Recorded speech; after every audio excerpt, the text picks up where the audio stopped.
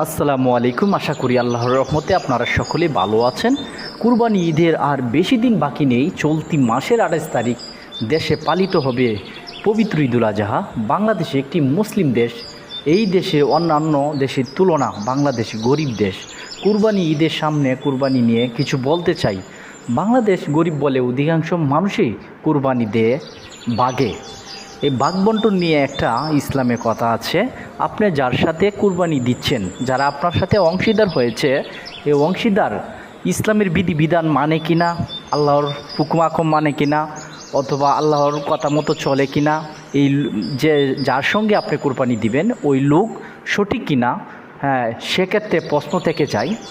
যাদের সঙ্গে কুরবানি দিচ্ছেন বাগে, তাদের সঙ্গে কুরবানি দেওয়া যাবে কি না তার সম্বন্ধে আপনারা যাচাই বাছাই করে তার সাথে অংশীদার হন। অংশীদার কেউ যদি আল্লাহর হুকুম পালনের উদ্দেশ্য কুরবানি না করে, শুধু গোশত খাওয়ার নিয়তে কুরবানি করে, তাহলেও তার কুরবানি শুদ্ধ হবে না। এমনই কি তাকে কেউ অংশীজন বানালে তাদের অংশীজনদের কুরবানিও শুদ্ধ হবে না। তাই অন্তত সতর্কতা সঙ্গে অংশীদারি নির্বাচন করে জরুরি। আপনারা নির্বাচন করে প্রস্তুতি নেন। ভালো থাকেন, সুস্থ থাকেন। আল্লাহ।